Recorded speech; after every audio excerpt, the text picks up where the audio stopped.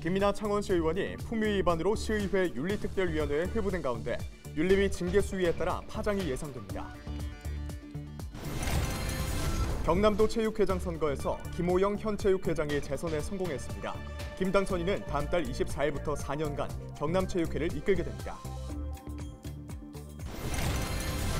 16일 새벽 거제시 연초면 한내항 해상 인근에서 900톤급 부선에 불이 났습니다. 다행히 인명피해는 없었습니다. 코로나19 재유행과 인근 공사 등의 문제로 양산시가 내년 운행하던 야외 스케이트장과 눈썰 매장의 문을 올해는 열지 않기로 했습니다.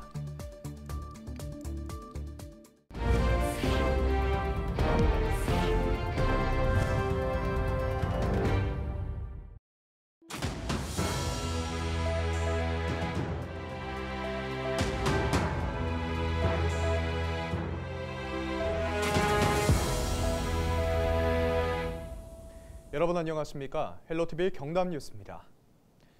이태원 참사 유족에게 막말을 해 무리를 빚고 있는 김민아 창원시 의원이 품위유지 의무 위반으로 시의회 윤리특별위원회에 회부됩니다. 윤리특위가 내리는 징계 수위에 따라 파장이 예상됩니다. 보도에 표영민 기자입니다. 따로 하실 말씀 없으실까요? 네, 없습니다. 네, 여보세요.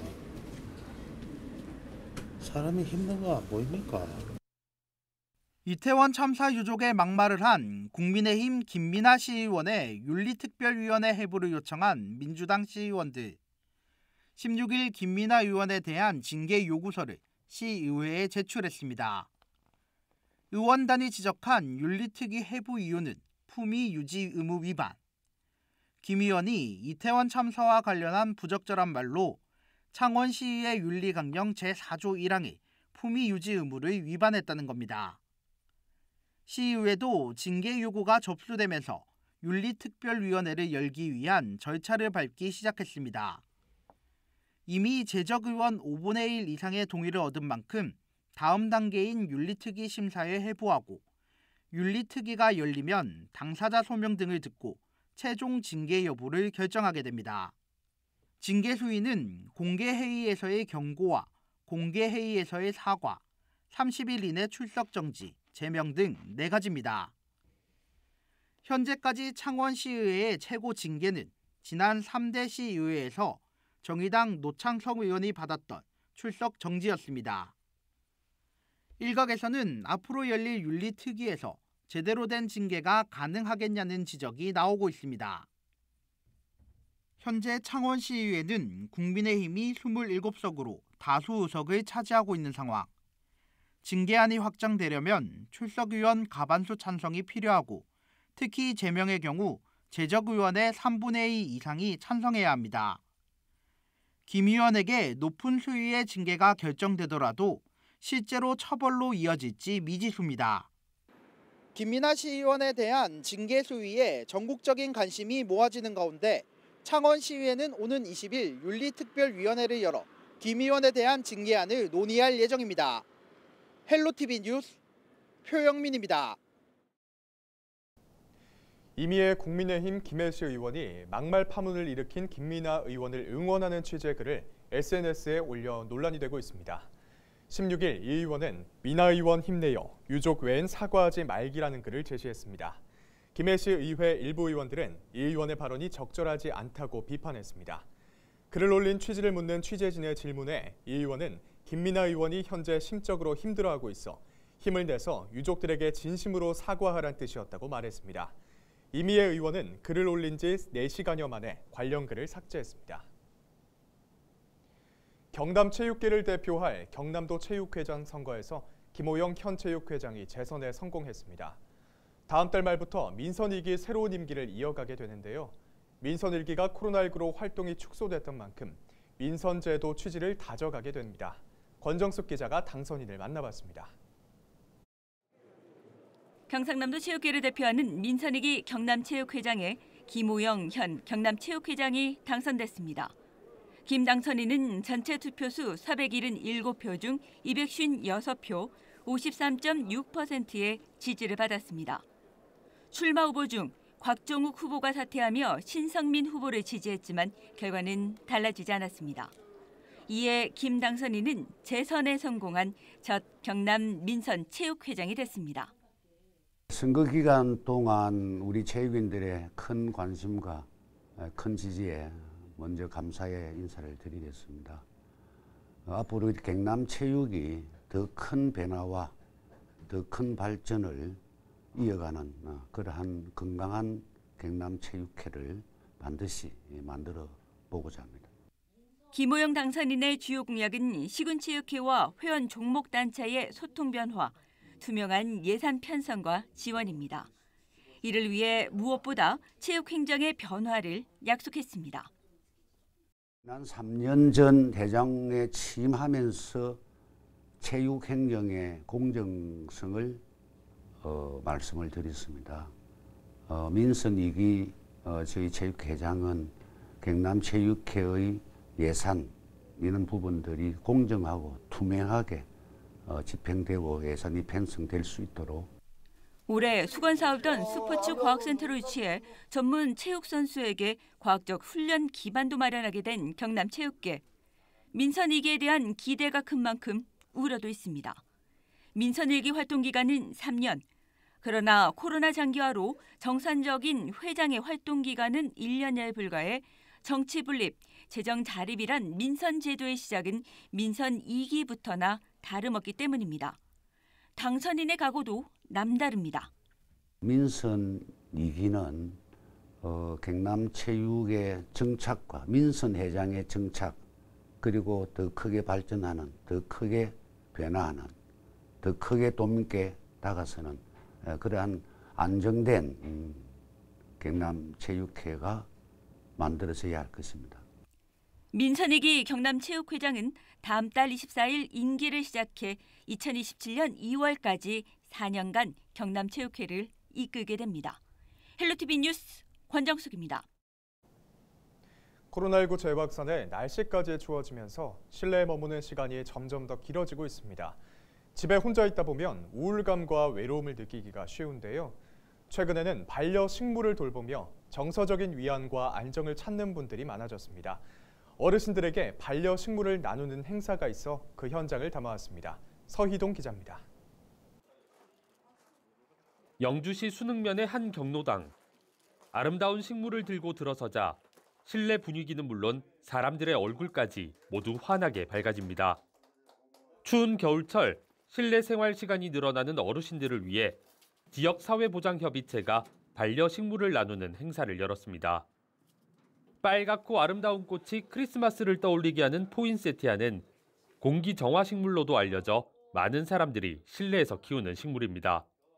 요거는 흙에 물이 마르면은 한 3, 4일에 한 번씩 주시면 되고요. 날씨도 추운데 이제 외롭지 않고 친구처럼 잘 키워주세요. 고마워요. 네.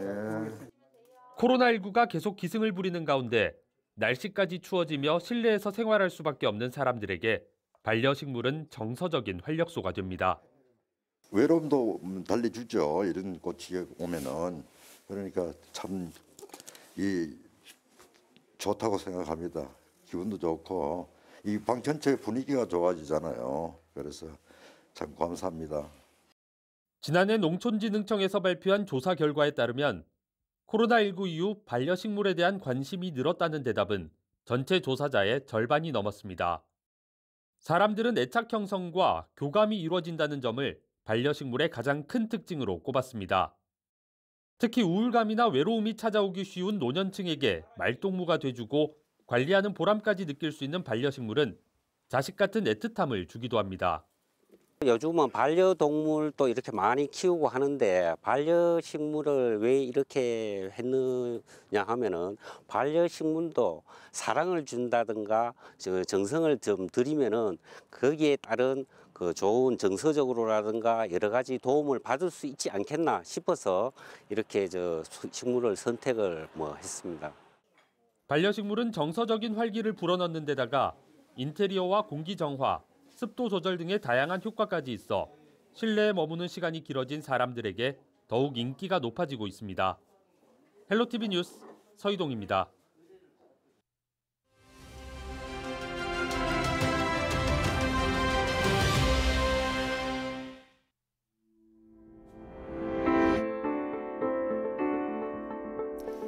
올 초부터 봄철까지 이어진 오미크론 대유행은 그동안 유행 중 가장 많은 확진자와 사망자를 낳았습니다.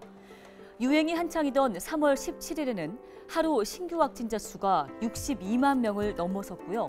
같은 달 24일에는 하루 469명의 사망자가 한꺼번에 나오기도 했습니다. 확진자가 기하급수적으로 늘어나고 백신 접종률이 높아지면서 정부는 사회적 거리두기 방역 조치를 해제 또는 완화하기 시작했는데요. 정부 차원의 마스크 착용 의무화가 2020년 10월 13일에 시작된 이후 532일 만의 일이었습니다. 현재 남은 방역 조치는 실내 마스크 착용 의무, 또 확진자 7일 격리 의무입니다. 이런 가운데 실내 마스크 착용 의무와 관련된 조정 논의가 활발하게 진행되고 있습니다. 정부가 내년 1월에서 3월에는 실내 마스크 착용 의무를 조정한다는 기본 방침을 세우고 전문가 등의 의견을 수렴하고 있는데요. 내년 1월이면 코로나19가 국내에서 발생한 지 만 3년이 됩니다. 전문가들은 새해 방역 정책은 그간의 코로나 경험을 교훈으로 의료 대응 체계를 개선하는 것이 중요하다고 조언하고 있습니다. 데일리 브리핑이었습니다.